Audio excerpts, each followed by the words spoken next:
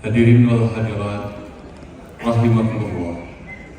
Acara selanjutnya orasi ilmiah wisudawan Mahasantri PKU tahun 2024 yang akan disampaikan oleh Ustadz Hadi Faisal Ansori LC Diploma dan Ustadzah Hidayati MA.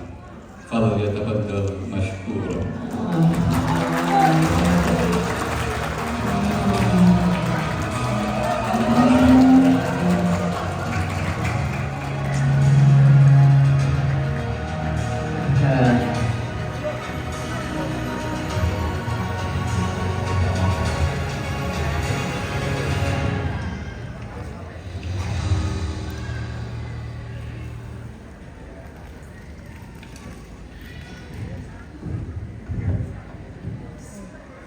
Bismillahirrahmanirrahim.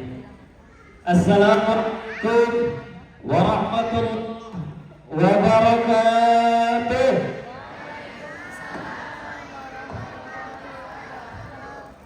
Alhamdulillahilladzi allafa baina qulubil mu'minin wa jama'a kalimatahum 'alal haqqi wad-din. Wassalatu wassalamu ala sayyidil mursalin wa ala alihi wa ashabihi ajma'in, amma ba'd. Yang terhormat PJ Bupati Bekasi yang pada kali ini diwakili oleh Ibu Asda 1 Pemda Kabupaten Bekasi, yaitu Ibu Dr. Hajjah Sri Eni Mainarti MKM. Yang kami hormati Ketua DPRD Kabupaten Bekasi Bapak Haji Ade Sukron SHI MSI. Yang kami hormati Ketua Umum MUI Provinsi Jawa Barat Profesor Dr. Kiai Haji Rahmat Syafi'i MA. Yang kami hormati Ketua Umum MUI Kabupaten Bekasi Profesor Dr. Kiai Haji Mahmud MSI CSI. Dan yang saya hormati Ketua Umum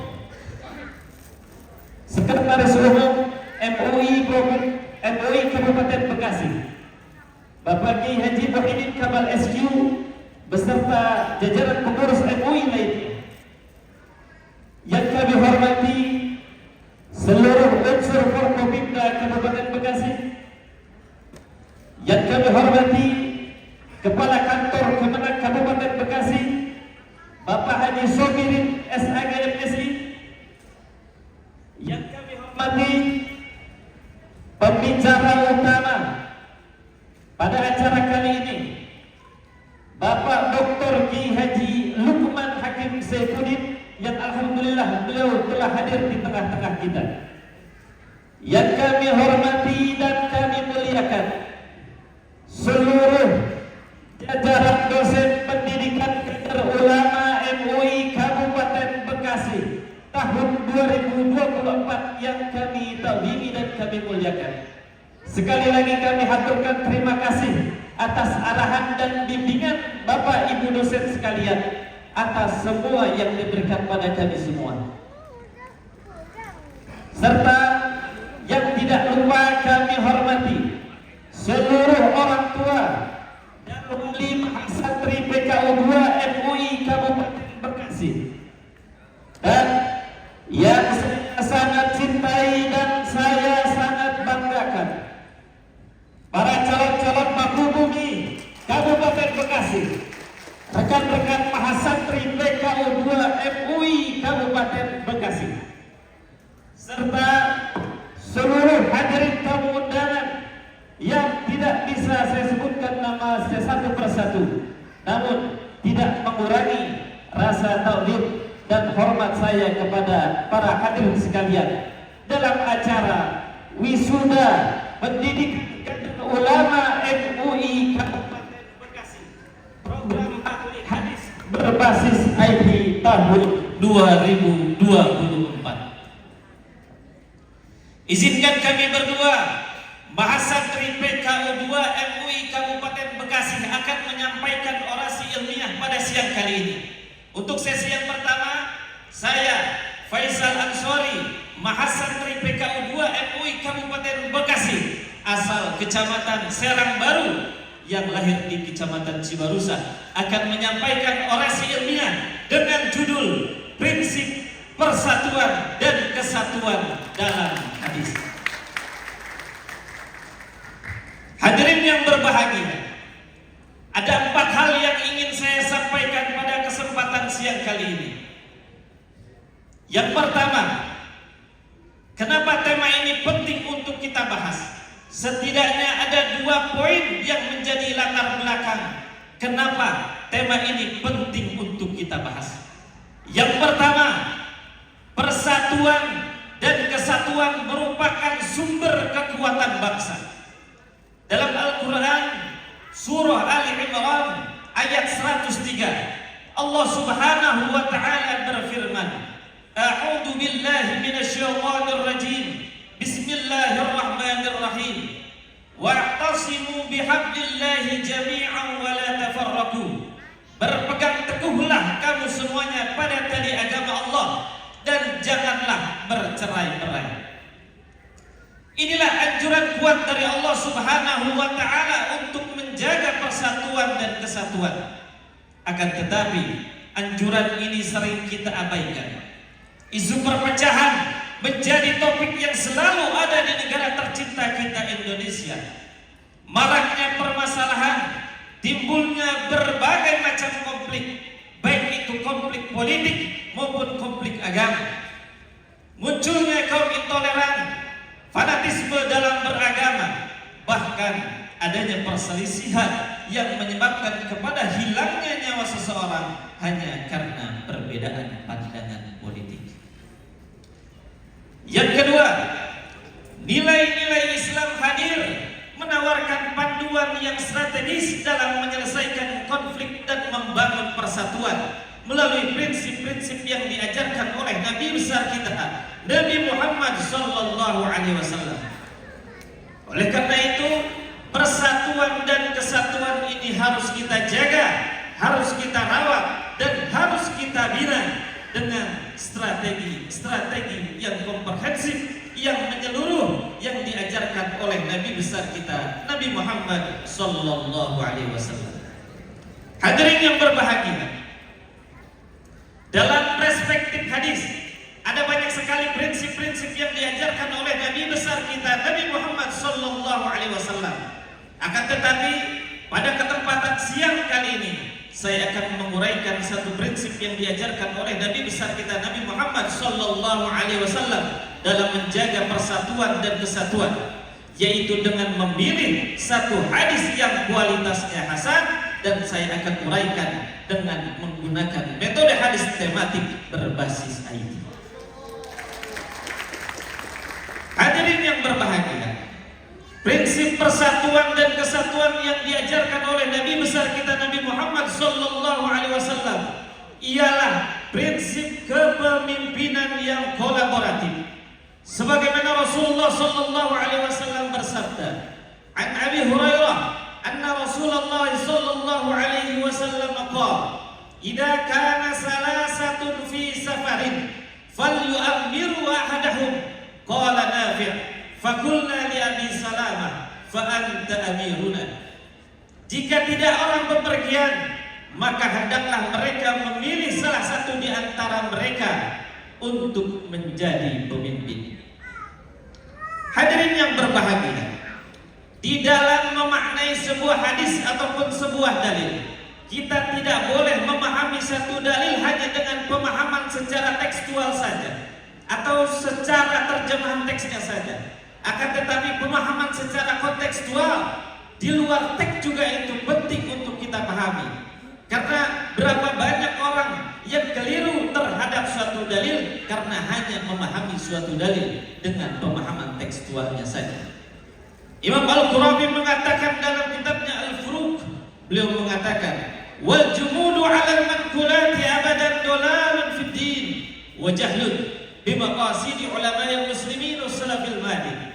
Bahwa pemahaman Islam secara tekstual selamanya sesat dan tidak sesuai dengan apa yang diajarkan oleh Nabi besar kita, Nabi Muhammad sallallahu alaihi wasallam. Alhamdulillah, oleh karena itu semua mahasantri PKU 2 MUI Kabupaten Bekasi, ahli hadis yang berbasis IT ini kami diajarkan kurang lebih ada 60 materi ilmu hadis. Dan di antara 60 materi ilmu hadis tersebut ada 15 materi khusus untuk membahas pemahaman secara kontekstual, yaitu dengan pendekatan-pendekatan.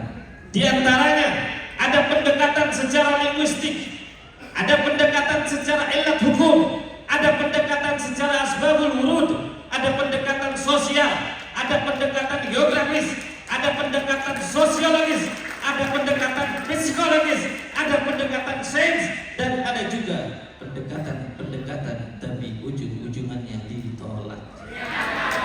Itulah salah satu kisah daripada masa PKU 2020.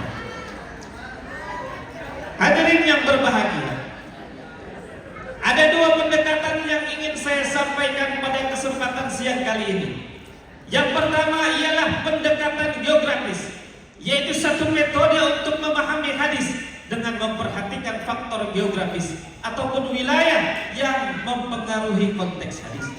Yang kedua ialah pendekatan sosial, yaitu satu metode untuk memahami hadis dengan mempertimbangkan kondisi sosial masyarakat pada masa Nabi Muhammad sallallahu alaihi wasallam. Hadirin yang berbahagia, memahami hadis melalui pendekatan geografis.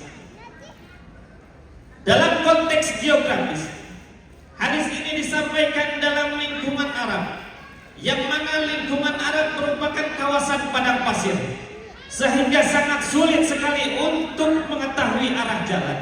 Sehingga para sahabat apabila ingin melaksanakan perjalanan dari Mekah ke Madinah ataupun ke daerah-daerah lainnya, mereka menunjuk seorang pemimpin yang betul-betul ahli dalam perjalanan. Pesan universalnya ialah penunjukan pemimpin sangat diperlukan di dalam perjalanan. Seorang pemimpin berfungsi sebagai fakpandik, sebagai penemu jalan, yang artinya seorang pemimpin harus memiliki visi, harus memiliki misi, dan harus memiliki strategi untuk menempuh perjalanan. Seorang pemimpin juga berfungsi sebagai modeling atau sebagai contoh kepada masyarakat atau umat yang dipimpinnya, sebagaimana Rasulullah sallallahu alaihi wasallam menjadi uswatun hasanah untuk kita semua. Penyesuaian di wilayah lain, meskipun hadis ini disampaikan di wilayah Arab, akan tetapi masih relevan sesuai di berbagai kondisi wilayah lainnya. Mau kita berjalan di padang pasir, di gunung, di lautan, di hutan, bahkan di perjalanan rumah tangga sekalipun, kita harus memilih pemimpin yang tahu arah jalan. Hadirin yang berbahagia, memahami pendekatan sosial melalui pendekatan sosial. Dalam syarah Abu Daud li Ibn Ruslan, beliau mengatakan, di antara nilai-nilai sosial yang diajarkan oleh Nabi besar kita Nabi Muhammad sallallahu alaihi wasallam ialah musyawarah. Musyawarah merupakan salah satu tradisi sosial masyarakat Arab dalam menyelesaikan permasalahan. Dalam hadis ini, penunjukan seorang pemimpin harus dasar kesepakatan bersama, bukan melalui paksaan atau otoritas sepihak, dan hasil musyawarah harus diterima oleh semua golongan. Jadi siapapun pemimpin kita yang terpilih harus kita dukung, harus kita terima, karena sudah sesuai dengan apa yang dimusyawarahkan. Yang kedua, hadis ini mengajarkan pentingnya persatuan dan harmoni dalam hubungan sosial. Seorang pemimpin bertugas untuk mempersatukan umat dan merangkul pihak-pihak yang terpecah belah demi menjaga persatuan dan kesatuan. Hadirin yang berbahagia, setelah kita memahami makna hadis secara kontekstual, pemahaman kita terhadap satu dalil lebih mendalam, sehingga kita tidak keliru di dalam memahami suatu dalil. Dan pelajaran ini semua kami dapati di dalam pendidikan kader ulama MUI 2 Kabupaten Bekasi selama 6 bulan. 6 bulan bayangkan kita dididik, kita ditempa. Setiap pagi kita melaksanakan duha berjamaah, kita menghafal manzumah Baiquniyah, kita mutolaah mustalah tafsir hadis, kita juga diberikan tugas-tugas yang luar biasa sampai detik ini tidak ada henti-hentinya. Tapi alhamdulillah kami semua mahasantri selalu semangat dan selalu tersenyum karena semua pihak mendukung kami semua untuk melaksanakan kader ulama MUI Kabupaten Bekasi tahun 2024. Terima kasih kepada pemerintah daerah Kabupaten Bekasi dan juga DPRD Kabupaten Bekasi dan juga para pihak sponsor yang telah mendukung kami semua. Kami diberikan fasilitas berupa laptop, yang mana laptop ini sangat berguna untuk kepentingan dakwah kami di masa depan. Kami juga diberikan uang saku, yang mana uang saku ini sangat dinanti-nantikan oleh mahasantri PKU, khususnya mahasantri asal Cibuntu. Hadirin yang berbahagia, prinsip kepemimpinan yang kolaboratif menjadi salah satu cara kita dalam menjaga persatuan dan kesatuan. Di dalam sejarah Kabupaten Bekasi, kita memiliki sosok-sosok pemimpin yang mempersatukan umat. Terdapat sosok seperti Kiai Haji Nur Ali. Kita memiliki Kiai Haji Raden Mahmud Nawawi yang telah mempersatukan umat, mengusir penjajah dan melawan kebodohan melalui ilmu pengetahuan. Semoga pemimpin-pemimpin kita yang akan datang mampu meneruskan perjuangan daripada tokoh-tokoh di Kabupaten Bekasi. Hadirin yang berbahagia, pada kesimpulannya pada siang kali ini, bahwa persatuan dan kesatuan merupakan sumber kekuatan. Oleh karena itu, mari sama-sama kita rawat persatuan dan kesatuan di negara Republik tercinta Indonesia. Jangan mau kita dipecah belah oleh kelompok-kelompok yang ingin memecah belah bangsa, yang pada akhirnya bersatu kita teguh, bercerai kita buntu. Saya akan akhiri orasi kali ini dengan sebuah pantun. Jalan-jalan ke Babelan, kurangan. Jalan-jalan ke Babelan, di situ ada Masjid Nurul Iman. Hei kalian para calon-calon pemimpin masa depan, mari jaga persatuan dan kesatuan. Untuk selanjutnya kita panggilkan orasi ilmiah yang kedua, Ustazah Hidayati MA.